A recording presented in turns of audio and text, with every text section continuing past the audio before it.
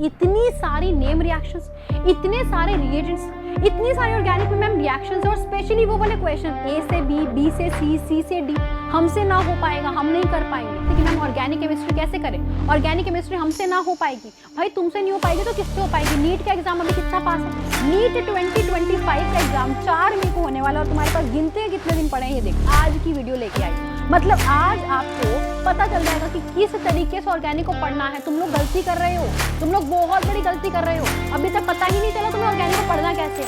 Woods reaction, aldol reaction, Clemmensen reduction, Cannizzaro reaction, इतनी सारी name reactions, इतने सारे रिएजेंट्स, इतनी सारी ऑर्गेनिक में मैम रिएक्शंस और स्पेशली वो वाले क्वेश्चन ए से बी, बी से सी से डी हमसे ना हो पाएगा, हम नहीं कर पाएंगे।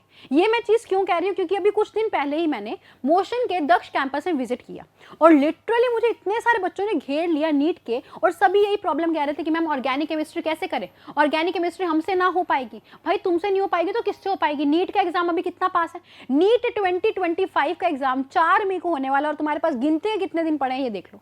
इसी प्रॉब्लम को सॉर्ट आउट करने के लिए मैं आपके लिए स्पेशली आज की वीडियो लेके आई हूँ। मतलब आज आपको पता चल जाएगा कि किस तरीके से ऑर्गेनिक को पढ़ना है। तुम लोग गलती कर रहे हो, तुम लोग बहुत बड़ी गलती कर रहे हो, अभी तक पता ही नहीं चला तुम्हें ऑर्गेनिक को पढ़ना कैसे है, कैसे डील करना है। हार्ड वर्क तुम सब कर रहे हो, लगे पड़े रिएक्शन को याद करने के लिए, एल्डोल रिएक्शन, क्लेमेंस रिडक्शन, वाल्केशन, दिमाग खराब हो चुका है ना। लेकिन तुम्हें वो स्मार्ट वर्क करना आज मैं सिखाऊंगी, तो वीडियो को लास्ट तक जरूर देखना। और सबसे पहले मुझे कमेंट सेक्शन में एक बार बता दो कि क्या तुम्हें भी ऑर्गेनिक से डर लगता है, या कौन सा सब्जेक्ट तुम्हारा ऐसा जिसमें तुम्हें सबसे ज्यादा डर लगता है और क्यों। मतलब ऑर्गेनिक में डर लग रहा है तो कहाँ पे डर रहे हो, किस चीज में गलतियां कर रहे हो, तो मुझे सबसे पहले जरूर ये बताना और फिर ही वीडियो स्टार्ट करते हैं। तो चलो देखते हैं, आज मास्टर करना है ऑर्गेनिक केमिस्ट्री को और टारगेट हमारा नीट 2025। तो बच्चों सबसे पहली चीज ऑर्गेनिक केमिस्ट्री का वेटेज देख लो। आपके क्वेश्चन जो है 16%, मतलब 15 से 20 क्वेश्चन अगर मैं कहूंगी ऑर्गेनिक केमिस्ट्री के, आपके 15 से 20 क्वेश्चंस, 15 से 20 क्वेश्चन जो है बच्चा लोग वो तुम्हारे कहां से आने वाले हैं? ऑर्गेनिक से आने वाले हैं। 15 से 20 क्वेश्चन आपके आने वाले हैं ऑर्गेनिक से। अब इन क्वेश्चन को तुम्हें किस तरीके से टैकल करना है और तुम्हें अपना स्कोर बूस्टअप करना है। ये 2019 से 2024 की डाटा एनालिसिस से मैंने तुम्हें बताया है, जिसमें weightage individual, organic, inorganic, physical की आपके सामने मेंशन करी गई है। दूसरी चीज बच्चे, आपको अब देख लिया ऑर्गेनिक सबसे ज्यादा वेटेज कवर कर रहा है सभी के अंदर, रिमेनिंग पार्ट में मास्टर करना है बेसिक्स को। सबसे पहली चीज ही तुम गलती कर रहे हो, तुम्हें ऑर्गेनिक की मास्टरी नहीं पता। बेसिक जब तक तुम्हारे ढंग की तरह नहीं होंगे, तुम्हें क्या पता वो एसिडिक है या नहीं है, वो निकलेगा या नहीं निकलेगा।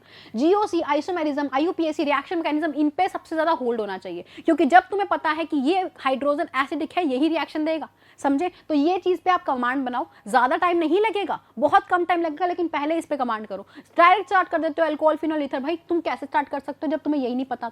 तो इसीलिए सबसे पहले इसको बढ़िया तरीके से अपना होल्ड बनाओ। फिर उसके बाद हाई वेटेज टॉपिक पे, टाइम कम है, मैं वैसे प्रेफर करती हूँ कि सब कुछ ही पढ़ो, लेकिन इन पे ज्यादा फोकस रखो, जैसे hydrocarbon, alcohol, phenol, ether, aldehyde, ketones, carboxylic acid और बायोमोलिक्यूल्स, इनके ऊपर तुम्हें ज्यादा फोकस रखना है, ज्यादा प्रेफरेंस रखनी है। इन टॉपिक से, इन चैप्टर से क्वेश्चंस बहुत ऑन स्पॉट है और प्रीवियस के क्वेश्चन देखते पता चल जाएगा क्वेश्चन कैसे आ रहे हैं। तो इसीलिए इन टॉपिक्स पे ज्यादा ध्यान रखो, क्योंकि हार्ड वर्क तुम सब कर रहे हो बट स्मार्ट वर्क भी हमें करना है साथ के साथ। उसके बाद बच्चों, ये चीज काफी बच्चे मिस कर रहे हैं। मतलब वहां पे जब मैं गई ना दक्ष कैंपस में, तो मैंने वहां पे बच्चों से पूछा कि भाई तुमने क्वेश्चन प्रैक्टिस करा? कहते मैम अभी तो हम लोग है ना सिलेबस कंप्लीट करने में लगे हुए हैं, हम लोग अभी पढ़ रहे हैं, अभी हम ना सिलेबस कंप्लीट करेंगे। सबसे ज्यादा मूर्ख प्राणी वही है जो ये काम कर रहा है।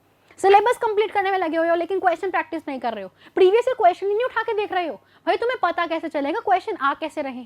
तुम्हें नहीं पता चलेगा। इसीलिए मैं आपको कह रही हूँ, I recommend each and every person जो मेरे को भी देख रहा है, जो सुन रहा है, मैं आप सभी को कहूंगी क्वेश्चन प्रैक्टिस करनी, पीवाईक्यूज करने सबसे ज्यादा जरूरी है।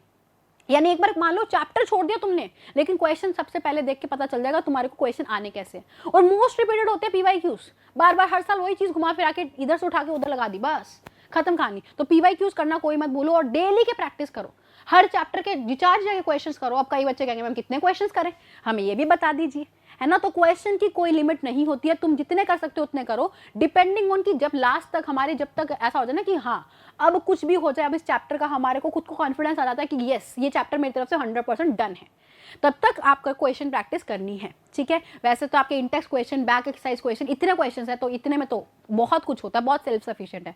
उसके बाद ये है निंजा टेक्निक, ये है निंजा टेक्निक जो आप में से काफी बच्चों को कर ही नहीं रहे हो। इतनी मोटी नोटबुक को तुम कैसे रिवाइज कर सकते हो, मुझे ये बताओ।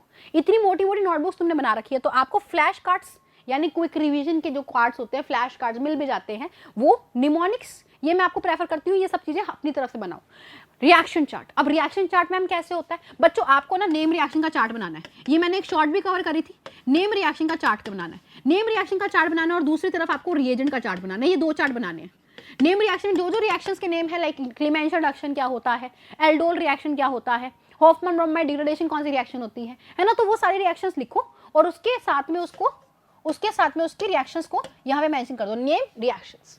कोई रिमार्क वाला पॉइंट है तो यहाँ पे रिमार्क लिख दो, कोई रिमार्क वाला पॉइंट है तो यहाँ पे रिमार्क लिख दो। उसके बाद रिएजेंट्स का चार्ट, रिएजेंट्स का मतलब कि ये वाला रिएजेंट क्या काम करता है ना, LiAlH4 क्या काम करता है, अभी कमेंट सेक्शन में बताना। NaBH4 क्या काम करता है, O3 क्या काम करता है, अभी कमेंट सेक्शन में बताना, देखती हूँ तुम्हें कितना पता है, ठीक है। तो ये आपको क्विक रिवीजन के लिए ये चीज सबसे ज्यादा जरूरी है, इसकी जीरोक्स करवा दो, अपने जिस भी रूम में पढ़ते हो वहां पर रूम की दीवारों पे लगा दो, और साथ ही में जहां भी आ रहे हो जा रहे हो उसको बार बार रिवाइज करते रहो, ठीक है, ये सबसे ज्यादा जरूरी है। उसके बाद अगला पॉइंट है, आपको अपना टाइम मैनेज करना सीखना पड़ेगा। अब नहीं सीखोगे कब सीखोगे, टाइम मैनेज करना बहुत ज़्यादा ज़रूरी है। मतलब ये समझो कि आपको एक ही टॉपिक पे लगे नहीं रहना है, सिर्फ एक टॉपिक नहीं आ रहा, बहुत सारे टॉपिक्स आ रहे हैं। ढंग की तरीके से तुमने अगर सबको कर लिया ना, ज़्यादा भी डेप्थ में नहीं जाके, ऊपर से, फिर भी हो जाएगा, है ना। अब टाइम कम है, वो वाला टाइम गया जब आप डिटेल कर रहे हो घुस के, नहीं, अब क्विक रिवाइज करके जल्दी से क्वेश्चन पे लगो, जल्दी से, जितना टाइम पड़ा है ना। तो ये चीज़ आपको करनी है, एक टॉपिक पे ज़्यादा टाइम नहीं लगाना है, ठीक है। ट्राई करो कि ये जो चैप्टर्स है ना, इन चैप्टर्स को एक दिन में कंप्लीट कर दो, नक्की कर दो, खत्म कर दो, ठीक है। आपको ज़्यादा दिन नहीं लगेंगे, मैं सही बता रही हूँ। अमाइंस बायोमोलिक्यूल छोटे चैप्टर्स है, एक दिन में फटाफट मिनट में कंप्लीट हो जाएंगे, ठीक है। तो बहुत बढ़िया तरीके से अपनी एक स्ट्रैटेजी बनाओ, एक प्लानिंग बनाओ, और ये तुम ही बना सकते हो, ये कोई तुम्हारा दोस्त या तुम्हारी मैम नहीं बना सकती है, ये तुम्हारे ऊपर डिपेंड करता है कि तुम्हें किस चैप्टर में कितना टाइम लग रहा है, ठीक है जी। उसके बाद लास्ट चीज़, जो बच्चे बहुत गलती करते हैं, जो देते ही नहीं है, तुम्हें क्यों डर लग रहा है तुम्हें मॉक टेस्ट देने में, ये बताओ। Why are you afraid of giving mock tests? Mock test देने से तुम्हें सच्चाई पता चलेगी, तुम्हें आईने दिखेगा, है ना। फिल्टर वाले फोटो तो हर किसी को पसंद है, स्नैपचैट तो अब कल हर कोई यूज कर रहा है, नॉर्मल कैमरे से फोटो नहीं क्लिक करते हैं, ये बहुत हार्श रियलिटी है। या शीशे के सामने खड़े होकर अपने आप को देखना पसंद नहीं है जितना फोन में सेल्फीज लेना पसंद है। तो बच्चों, आज का आईना दिखाने के लिए कि तुम कितने स्कोर कर पा रहे हो, mock test is very necessary for all of you guys. Mock test देना सीखो, मॉक टेस्ट की एनालिसिस करना सीखो कि भैया गलती हम कहाँ पे कर रहे हैं। मॉक टेस्ट की एनालिसिस करनी है तुम लोगों को कि गलती कहाँ पे हो रही है ना, गलती कहाँ पे हो रही है, क्या मैं सिली मिस्टेक कर रहा हूँ इस वजह से गलती हो रही है। तो ज़्यादा से ज़्यादा क्वेश्चंस और प्रैक्टिस करो, ताकि वो सिली मिस्टेक को दिमाग में स्ट्राइक करके रखो कि इनकरेक्ट पूछा है, करेक्ट नहीं पूछा, फॉल्स पूछा है, ट्रू नहीं पूछा। ये चीज़ ध्यान रखो, इसमें बहुत बच्चे गलती करते हैं, मैं भी बहुत करती थी, और बाद में जो इतना गंदे वाला जैसे ना दुख होता था कि यार ये क्या कर दिया। ये चीज़ ध्यान रखो, है ना। कहीं मान लो कॉन्सेप्ट भूल गए तो उसी टाइम पे आफ्टर मॉक टेस्ट उस कॉन्सेप्ट को वापस रिवाइज करो, है ना। तो कोई भी चीज़ ऐसी हो रही है तो मॉक टेस्ट आपको बहुत अच्छी तरीके से एनालिसिस करवाते हैं, आपको बहुत अच्छा स्कोर करवाते हैं, बूस्ट करवाते हैं, बढ़ते हैं आपके हर बाद में। ये चीज़ समझो, ये नहीं है कि अभी तो मेरा सिलेबस कंप्लीट नहीं हुआ है, कुछ देर बाद करूंगी मॉक टेस्ट या करूंगा मॉक टेस्ट, नहीं, चालू कर दो टेस्ट देना साथ के साथ, ताकि आईना पता चले कि हाँ मैं कर भी सकता हूँ या नहीं, यूँ ही तैयारी कर रहा हूँ, है ना।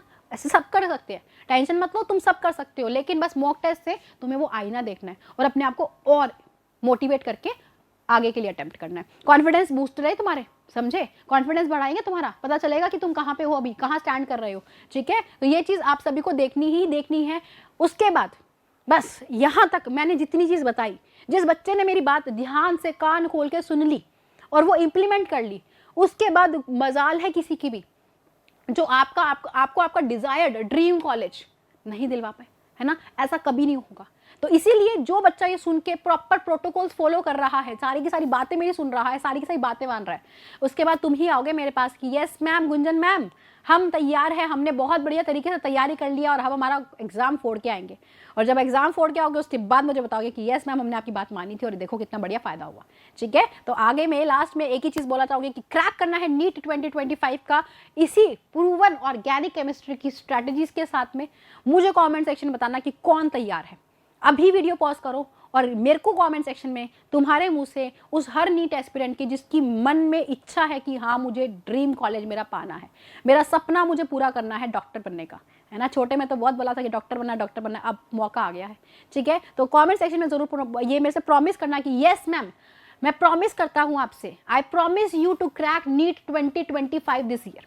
इस साल पूरा का पूरा पक्का वादा है आपके साथ पे, ठीक है, तो मिलके हम लोग करेंगे इसको। और सीरीज चल रही है, आप लोगों को पता ही होगा, वन शॉट सीरीज, जिसमें आप लोग सभी के सभी ज़रूर आ सकते हो। क्विक रिवीजन कर रहे हैं सारे के सारे चैप्टर की, सभी के सभी कॉन्सेप्ट्स की। तो बच्चा लोग, आज का सेशन तो हमारा इतने में कंप्लीट होता है। ओके, यस, तो थैंक यू सो मच बच्चा लोग, thank you so much for attending the session till this point. मतलब तुम अगर अभी तक देख रहे हो सेशन को, मतलब डेफिनेटली तुम वो नीट एस्पिरेंट हो जो चाहता था अपनी कमियों को टैकल करना, ओवरकम करना, ठीक है। तो definitely good luck from my and. मिलते हैं नेक्स्ट क्लास में एक नई वीडियो के साथ में, ठीक है। तो मिलते हैं नेक्स्ट क्लास में, till then bye bye, see you all and good luck.